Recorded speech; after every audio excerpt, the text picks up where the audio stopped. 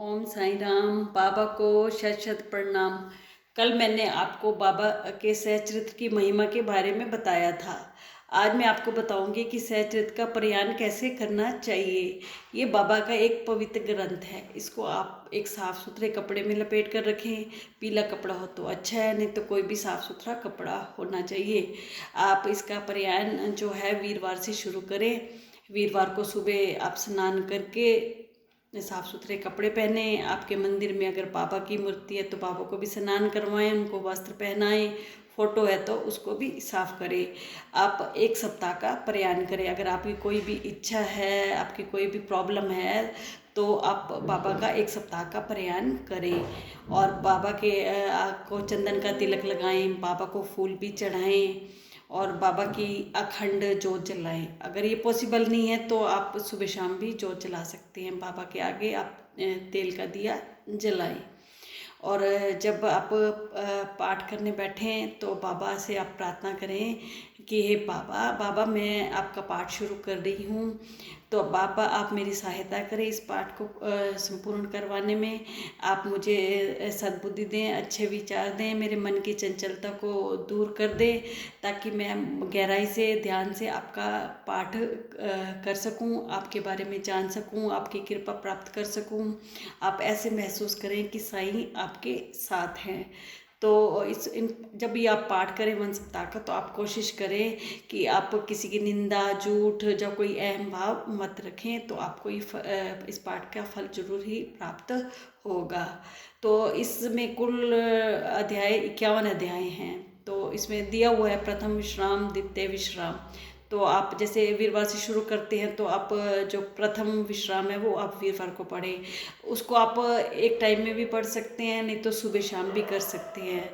और इसमें ये आपके जो वेडनेसडे को आपका ये पाठ जो है संपूर्ण हो जाएगा। तो आप थर्सडे को आप कोई भोग बनाकर किसी भी गरीब को अपना अन्नदान करें। अगर ये आपको नहीं पॉसिबल तो कोई भी प्रसाद बना के आप घर में बांट सकते हैं। और इसका आप एक महीने में भी प्रयाण कर सकते हैं। आप डेली का एक चैप्टर पढ़ें और डेली का एक चैप्टर, ये एक रुचिकर ग्रंथ है, इसको पढ़ने में आपको आनंद आएगा। और इसमें कुछ अध्याय के बारे में बताया गया है कि उनको पाठ करने से जो है वो प्रॉब्लम्स दूर होती हैं। जैसे कोई भी शारीरिक प्रॉब्लम है, अगर कोई बीमारी है, तो हमें चैप्टर 13 और 34 को पढ़ना चाहिए। तो इन चैप्टर्स में ये बताया गया है कि जो भक्त बीमार थे, बाबा का सुन के, बाबा के बारे में सुन के शिरडी आए, बाबा से प्रार्थना की और बाबा के आशीर्वाद से जो उनकी बीमारी थी वो दूर हुई। तो आप डेली इन अध्याय का प्रयाण करें। और अध्याय 25 के बारे में बताया गया कि ये बिजनेस से रिलेटेड है।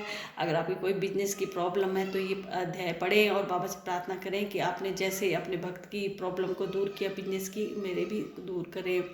और जो चैप्टर 14 और 36 है वो संतान सुख के बारे में है। भी जिनकी कई संतान नहीं है तो वो बाबा के इन 2 अध्यायों का डेली प्रार्थना करें और बाबा से प्रार्थना करें कि बाबा जैसे अपने भक्तों के घर में संतान सुख दिया, बाबा हमें भी ऐसा संतान सुख दे।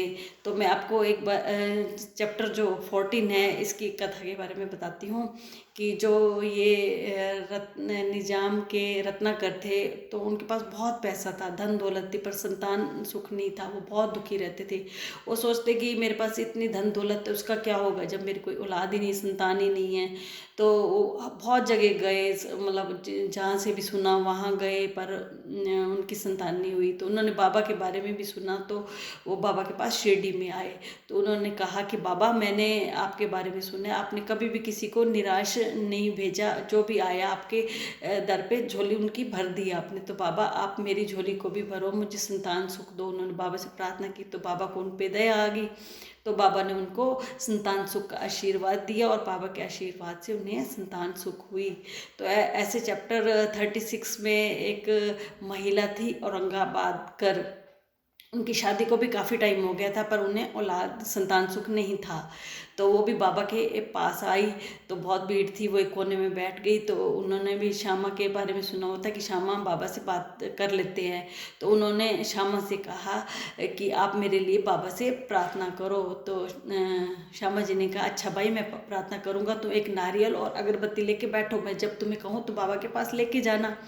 तो जब श्यामा जी ने उनको कहा कि आप बाबा के पास ले जाओ नारियल और अगरबत्ती, तो वो बाई लेके गई। तो बाबा ने नारियल लिया, नारियल को हिलाया तो उसमें गुड़ गुड़ की आवाज़ आई। तो श्यामा ने कहा बाबा, ये बाई आपके पास अपने संतान सुख के लिए आई हैं, इनकी मतलब बच्चा नहीं है, आप इनकी औलाद का आशीर्वाद दो।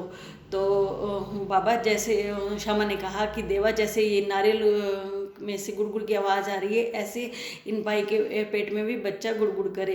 तो बाबा हंसे, बोले क्या कभी नारियल से भी संतान मिलती है, बच्चा पैदा होता है? तो श्यामा बोले बाबा, आपके एक ही शब्द से यहाँ तो संतान की लाइन लग जाएगी। तो बाबा मना करते रहे, तो श्यामा हट करते रहे, नहीं देवा, आप इन भाई को आशीर्वाद दो। तो बाबा ने कहा ठीक है श्यामा, मैं तुम्हारे कहने से भाई को आशीर्वाद देता हूँ। उन्होंने बाबा ने नारियल को तोड़ा और आधा नारियल उन भाई को खाने के लिए दिया। तो श्यामा ने कहा कि देवा, इन भाई के यहाँ कब तक औलाद हो जाएगी? तो बाबा ने कहा कि 12 मास में इन्हें संतान सुख प्राप्त होगा। तो श्यामा ने भाई को कहा कि तुम्हें 12 मास में संतान सुख होगा, अगर ना हुआ तो मैं इन देवा के सिर पे नारियल फोड़कर इनको मस्जिद से निकाल दूंगा।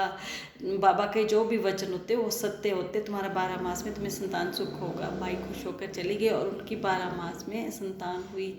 तो इस सहचरित्र में बहुत ही रुचिकर कथाएं हैं, जो आप पढ़ोगे तो आपको आनंद भी आएगा और आपका ध्यान भी लगेगा। तो आप पूरी श्रद्धा से बाबा के इस ग्रंथ को पढ़ो, मनन करो, बाबा के बारे में जानो, बाबा का आशीर्वाद आपको मिलेगा।